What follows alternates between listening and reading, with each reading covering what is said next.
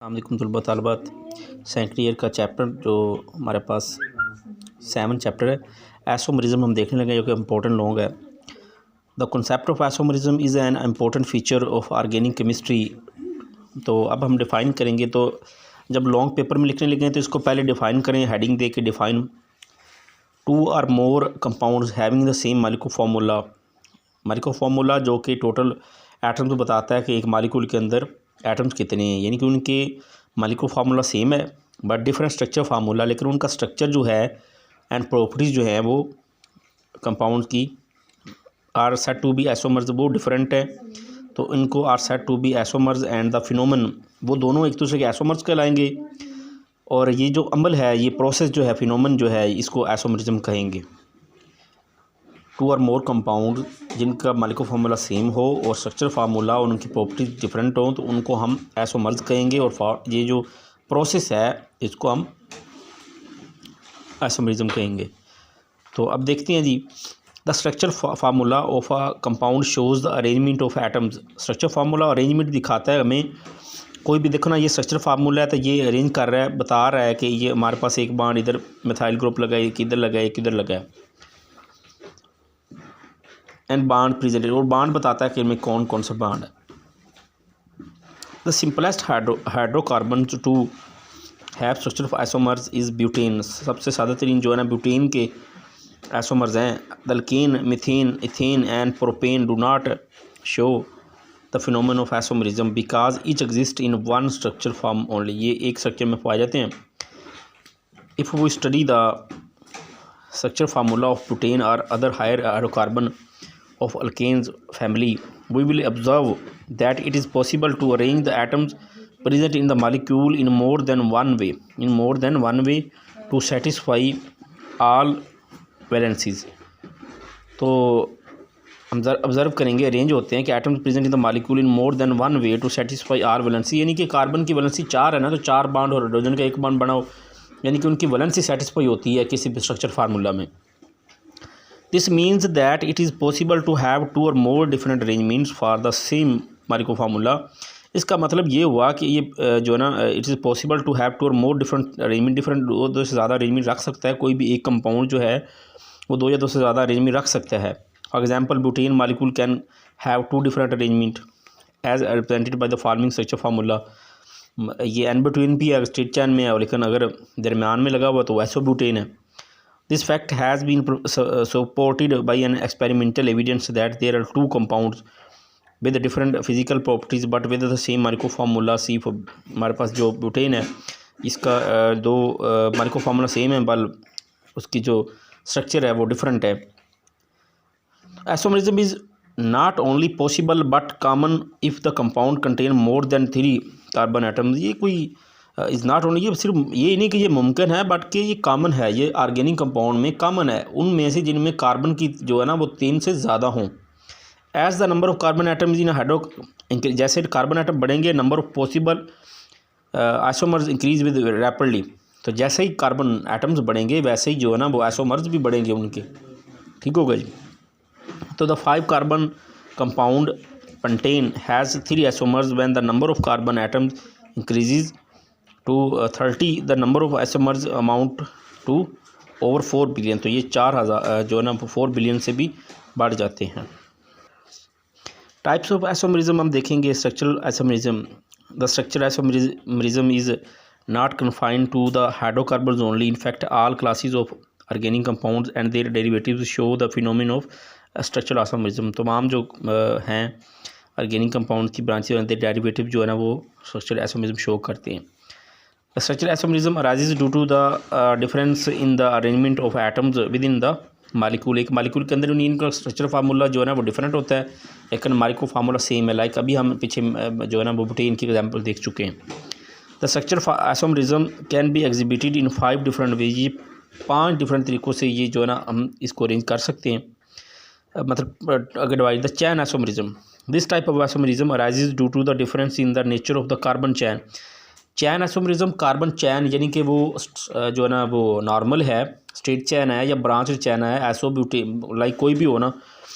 तो अब हमने पेंटीन की एग्जांपल देखें तो एक हमारे पास N-पेंटीन, अगर वो नॉर्मल चैन है, अगर वो स्ट्रेट है तो अगर वो इसके दरमियान में सिर्फ एक जो है ना वो मिथाइल ग्रुप अटैच है तो वो आइसोपेंटेन है। लेकिन अगर कार्बन एक सेंटर में है और उसके 4 साइडों पे 4 जो है ना वो मिथाइल ग्रुप लगे हुए हैं तो वो न्यू पेंटेन इसको कहेंगे। और ये एक इंपॉर्टेंट शॉर्ट अक्सर आता है न्यू पेंटेन वाला, एमसीक्यूज में बाज़ दफ़ा आदमी पूछ लेते हैं। तो पोजीशन आइसोमरिज्म यहाँ से ना एक मरूजी आती है और थोड़ी सी टिपिकल होगी, वो आप लोग बोर्ड में ना थोड़ा सा सोच के करनी पड़ेगी। This type of isomerism arises due to the difference in the position of the same functional group on the carbon chain. तो ये पोजीशन यानी कि जो फंक्शनल ग्रुप है उसकी पोजीशन जो है ना वो डिफरेंट, एक ही चैन के ऊपर ना वो डिफरेंट जगह पे होगी, तो इसको हम पोजीशन आइसोमरिज्म कहेंगे। तो chloropropane can have 2 possible isomerism, तो एक हमारे पास 1 क्लोरो और एक 2 क्लोरो है, ठीक है। और अगर इसी तरह अगर एक कार्बन और भी होता तो वो हम 1 क्लोरो 2 क्लोरो या और भी होता तो वो 3 क्लोरो की तरफ भी मूव कर सकता था। तो फंक्शनल ग्रुप, अब ब्यूटेन की बात करें तो ये हमारे पास 1 ब्यूटीन है, अगर वो इधर एक पहले के साथ है, अगर इनके सेंटर में वो तो 2 ब्यूटीन है, 2 के बाद है। तो इसी तरह functional group isomerism the compound having the same molecular formula but different functional group, अगर फंक्शनल ग्रुप डिफर है तो एग्जिबिट फंक्शनल ग्रुप आइसोमरिज्म।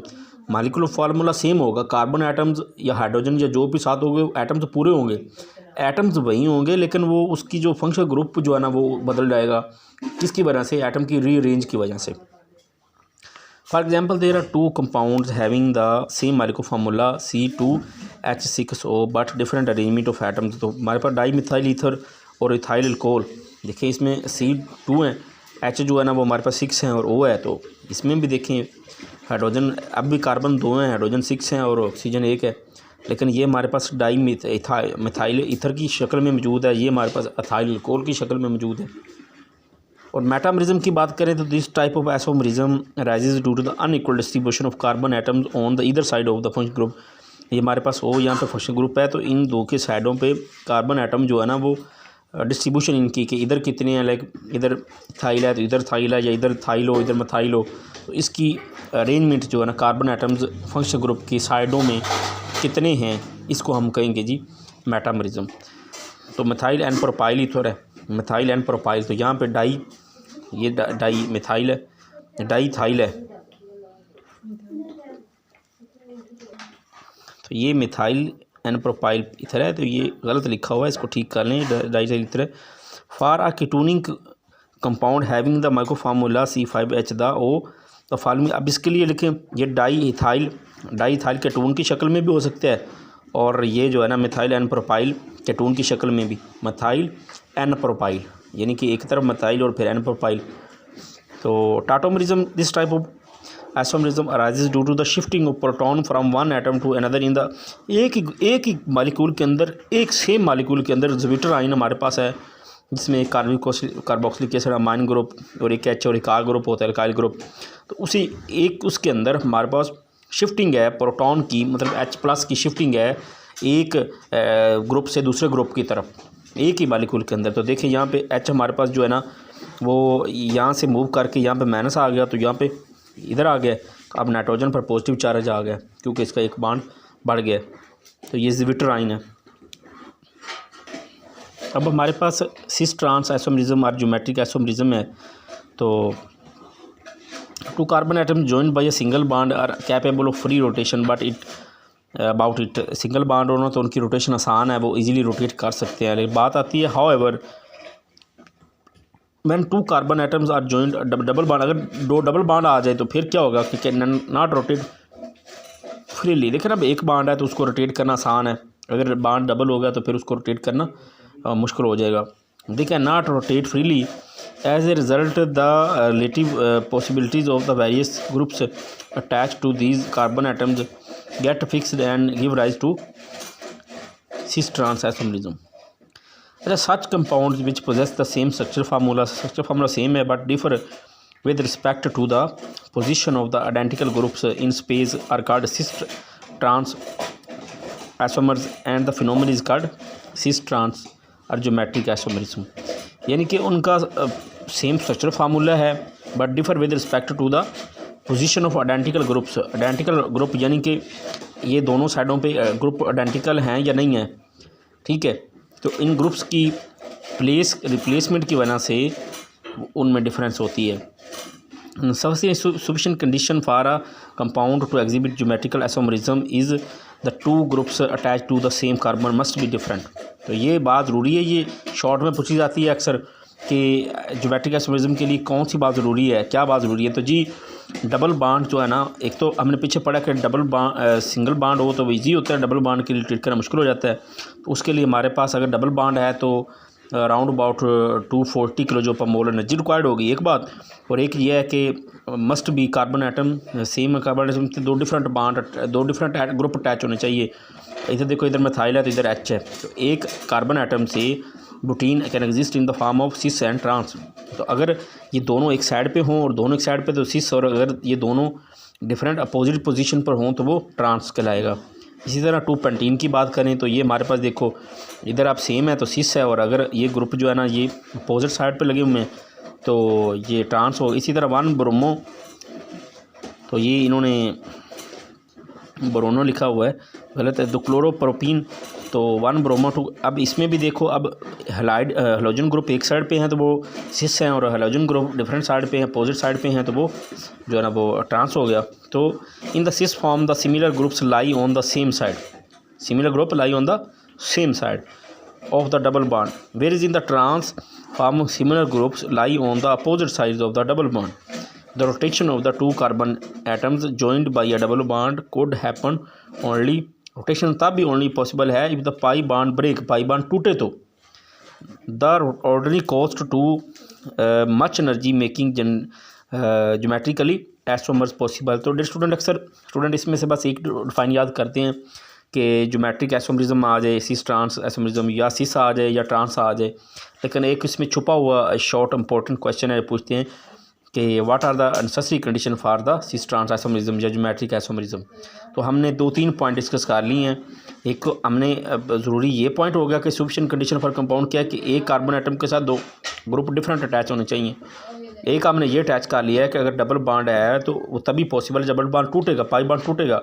तो इसके लिए हमारे पास एनर्जी रिक्वायर्ड होती है, और कम से कम 240 किलो जो पर मोल एनर्जी रिक्वायर्ड है। तो ये बातें इसमें लिखेंगे तो तभी आप लोग को 2 नंबर मिलेंगे। साथ एग्जाम्पल दे दें तो हमें याद रखें। आप लोग हमें मेज़बान प्रोफेसर अली रज़ा, चैनल को सब्सक्राइब कर लें ताकि नेक्स्ट आप लोगों को अच्छे जो है ना वो लेक्चर मिलते रहें। दुआ में याद रखें जी। अल्लाह हाफिज़।